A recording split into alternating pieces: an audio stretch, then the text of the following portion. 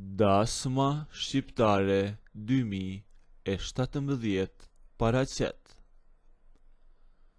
Me kishte ardhur shpirti në majet e hundes me atë. Daja im e kishte lënë atë të menaxhonte dyqanin dhe mua me mori si ndihmes, me që isha pa punë. Unë isha 27 vjeç, ajo 37.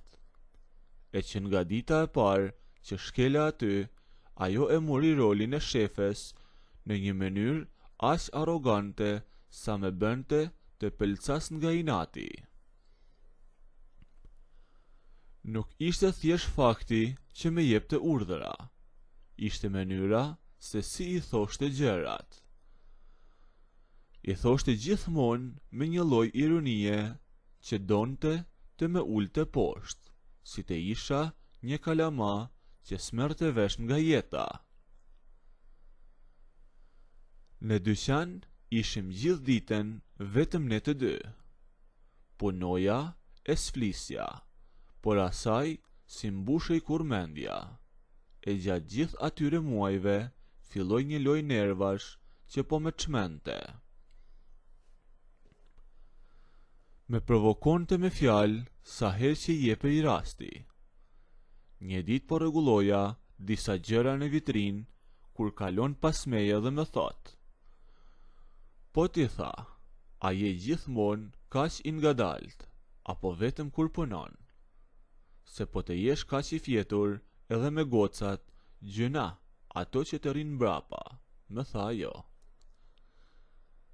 I ktheva kurrizin dhe bëra sikur se ndëgjova, por e pash nga xhami i vitrines që po qeshte me vete. Një herë tjetër, mbarova se lari xhamat e derës kryesore. Vjen kjo me një pecet në dorë, fshin një cep të xhamit dhe me shtrikon shtrembër. "Ti qenë ke i dështuar fare", më tha ajo. "Nuk ke forcë as të fshish një xham. Si nuk të pash një herë të bësh diçka si burr, ama fik si burr, që mos të kem nevojë të korrigjoj", më tha ajo. Fjalët e saj kishin gjithmonë brenda një spec, një nënkuptim që me acaronte, por që unë bëja sikur nuk e kuptoja. E kështu kjo gjë vazhdoi çdo ditë. Më thërriste çunak, më thoshte "ik laj syt se jene gjom", ose "mos më rri ashtu si i hutuar se me prishe humorin". Brenda meje po mblidhej një inat aq i madh sa që kisha ditë që e mendoja. Ose doja përplas ato çelsa në fytyrë e do të iki, ose do të bëj që ta mbyll gojen një herë e mirë, sepse po e tepronte. Dje në mëngjes ndodhi ajo që bëri të shpërthente gjithçka. U vonova fiks 20 minuta. E unë nuk e vrava shumë mendjen për vonesën. Por edhe e dija se çfarë po me priste. E dija që do me priste ajo duke me bërtitur. Sa po hapa derën, nuk e gjeta tek banaku. Ishte mbështetur tek dera e magazinës së vogël mbrapa, me duart e kryqëzuara, duke me pritur. Dyqani ishte bosh. Pas kemi filluar që të flem deri në drek tani, nisi ajo direkt, pa me lën as të them një fjalë. "Ose a di çfarë? Të lutem shumë, shko fli prap, shko kthehu nga krahu tjetër, se s'ke çfarë duhesh këtu", më tha ajo përsëri. "Me zuri rruga", i thash, "mos e bëj kaq të madhe", i thash shkurt dhe u drejtova aty pranë, sepse doja të lija xhaketen. "Unë e bëj sa të madhe të dua", e ngriti zërin ajo me një herë. Fytyra i mori atë pamjen e saj të egër që e përdorte kinse për të më trembur. Ti mendon se je i rritur, ti je një i llastuar që s'di të mbaj as një orar. Nuk e kuptoj dhe nuk e di se çfarë pretendon që je. E me vjen këtu me atë fytyrë sikur s'ka ndodhur asgjë, më thoshte ajo. Unë hodha xhaketen aty ku isha dhe u ktheva nga ajo. Nuk duroja dot më. 6 muaj kishin kaluar duke me trajtuar si mbeturin, duke me bërë ironi për moshën e për sjelljen e për çdo gjë. Këtë herë nuk e ula kokën si zakonisht, e as nuk ika tek banaku. I dola përballë saj, e ajo asje e priste këtë.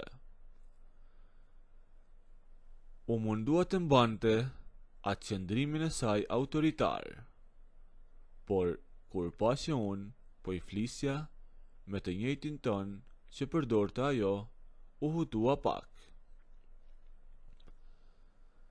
Flas ashtu si që meriton, më tha, duke ngritur zërin edhe më shumë për të mbuluar atë pasigurin që i doli papritur. Ke filluar të më bësh edhe të fortin tani. Çfarë do të bësh? Do të qash apo do të ankohesh tek daja?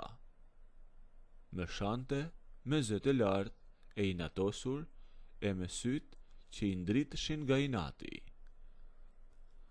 Ishte aq e nxehur sa nuk e kuptoi fare atë që po bëja. Jo, as që ja kishte idenë se përse i dola përballë. Gjërsa ajo ishte duke bërtitur përsëri e duke më thënë, ti nuk di të bësh asgjë tamam në jetën tënde. Unë ja preva fjalinë e gjysëm, jo me fjalë, por pa e menduar gjatë, pa bërë skema dhe pa pritur që ajo të merrte frym, ju ofrova e ju lëshova ta puthja direkt në buzë. Zëri i saj mbeti në ajër, e ndjeva se si u bllokua. Krahët i mbeten aty, e fjalët i ngecën në fyt. I gjithë trupi u drodh nga ky veprim i papritur. Aja pengesë e madhe që kishte ngritur me fjalë e të bërtitura, u shemb më njëherë.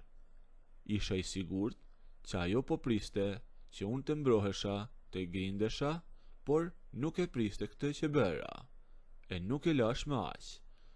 Teksa ajo po mundohej të kuptonte se çfarë po ndodhte, e zhvendosa puthjen poshtë drejt qafës së saj, dhe aty ndodhi çmenduria. Në vend që të më shtynte, ajo lëshoi një ofsham të mbytur.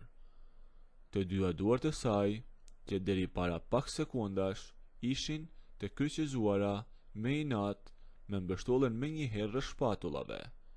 Nuk po kontrollonte dot me veten. Me një lëvizje të dëshpëruar, e ploturi, sikur të kishte pritur muaj të tërë për këtë moment, pa guxuar ta pranonte, ajo më tërhoqi drejt vetes me aq forcë sa që humbem ekuilibrin të dy. U rrëzuam pak dhe u përplasëm në dyshemen e dyqanit, por asaj nuk i intereson të fare se ku ram. Aty në dysheme, roli i shefes u zhduk plotësisht. Ajo që po me bërtiste, 10 sekonda me parë, filloi të me puthte si e çmendur, e si e uritur, e duke ma kthyer çdo puthje me të njëjtin intensitet. Ashtu në mes të dyqanit, siç ishim, unë ngrita deri në gjunjë. Nëse doni të ndëgjoni historinë deri në fund, bëjini videon like, a nëse nuk doni, abonohuni ose bëjini subscribe.